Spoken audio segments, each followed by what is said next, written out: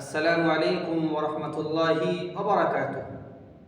الحمدللہ والصلاة والسلام علی رسول اللہ، اما بعد۔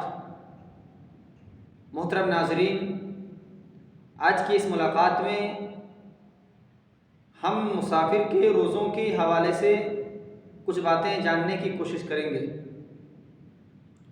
اللہ تبارک و تعالیٰ نے مسافر کے روزے کے حوالے سے قرآن مجید کے اندر ارشاد فرمایا، وَمَنْ كَانَ مِنْكُمْ مَرِيضًا أَوْ عَلَى سَفَرٍ فَعِدَّةٌ مِّنْ أَيَّامٍ أُخَرَ، جو انسان اگر مریض ہو یا سفر کی حالت میں ہو تو پھر ایسی صورت میں وہ دوسرے دنوں میں اس کی قضا کرے گا۔ فَعِدَّةٌ مِّنْ أَيَّامٍ أُخَرَ، دوسرے دنوں میں اس روزے کو رکھے گا۔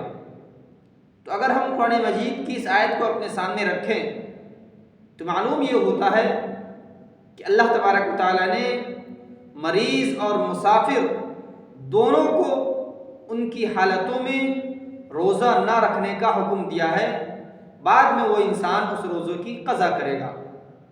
اور اگر اس سلسلے میں اللہ کے نبی صلی اللہ علیہ وسلم کی احادیث کو دیکھیں، آپ کے معمولات کو دیکھیں، تو اس سلسلے میں پتہ یہ چلتا ہے کہ اللہ کے نبی صلی اللہ علیہ وسلم سے بھی دونوں طریقے رائج ہیں، یعنی آپ نے سفر کی حالت میں روزہ رکھا بھی ہے اور بعض سفر کے اندر آپ نے روزہ نہیں رکھا ہے۔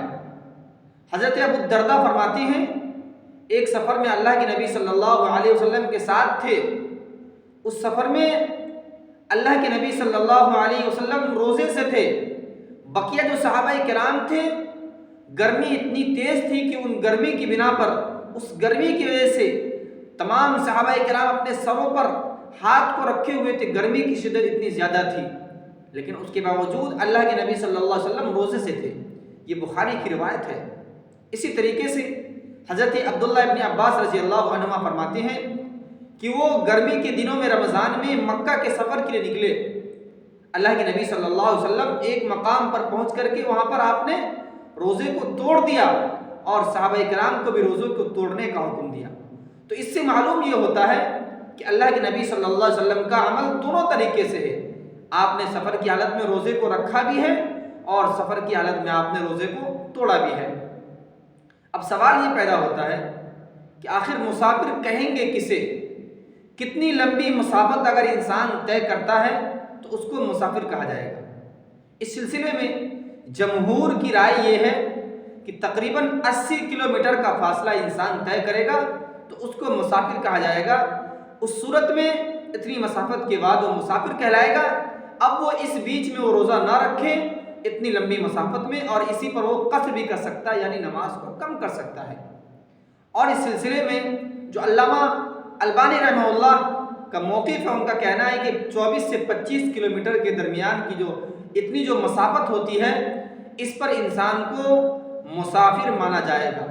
لیکن آپ دیکھیں 24 سے 25 کلومیٹر کی جو مسافت ہے، یہ آج کے زمانے کے اعتبار سے کوئی مسافت نہیں ہے، اس لیے کہ آج تیز رفتار سواریاں موجود ہے۔ انسان 24 سے 25 کلومیٹر کی مسافت کو کچھ ہی گھنٹوں میں طے کر سکتا ہے، جا سکتا ہے، آ سکتا ہے۔ تو اس چیز کو سامنے رکھا جائے تو یہ بہت ہی آسان معلوم ہوتا ہے۔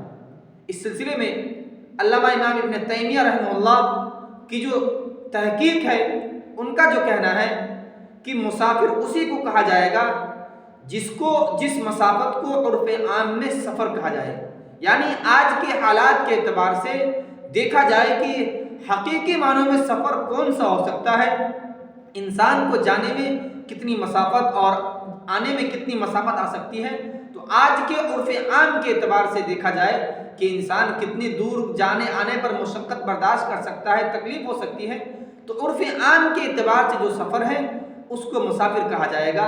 اور یہی بہتر طریقہ بھی ہے کہ انسان دیکھ لے، اگر سفر میں نکلا ہوا ہے، اگر اس کو دقت اور پریشانی لمبے سفر میں ہے تو روزے کو چھوڑ سکتا ہے۔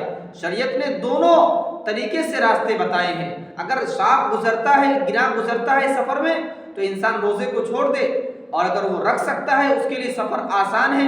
جس طریقے سے آج کے اس ماحول میں سفر کرنا آسان ہو چکا ہے، एसियाँ वगैरह मौजूद है गाड़ियों के अंदर, एरोप्लेन भी है, और आप ट्रेन के अंदर भी देख लें। तो अगर इंसान देख ले, अगर उसका नफ्स इस बात पर आमादा करता है, उसको मजबूती मिलती है कि वो इंसान, उस इंसान को तकलीफ नहीं होगी सफ़र के अंदर, तो रोज़ा रख ले, कोई हरज की बात नहीं है।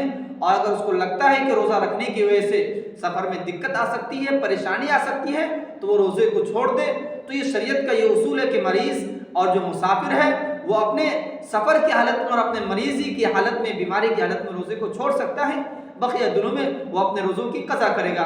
अल्लाह रब्बुल आलमीन से दुआ करते हैं, रब्बुल आलमीन हम सबको सेहत और तंदुरुस्ती अता फरमा, ताकि हम सब रमज़ान के महीने के रोज़े को मुकम्मल कर सकें। इसी तरीके से ख़ास तौर पर अल्लाह रब्बुल आलमीन हम सबको रमज़ान के महीनों में सफ़र की सुबतों से, सफ़र की मुश्किलात से हम सबको बचा, ताकि हम सब अपने घर पर हिफ्ज़ व अमान में रहते हुए रमज़ान के रोज़े को मुकम्मल कर सके। अल्लाह रब्बुल आलमीन जब तक हम सबको ज़िंदा रख, ईमान पर ज़िंदा रख, जब हमारा ख़ात्मा हो ईमान पर हो।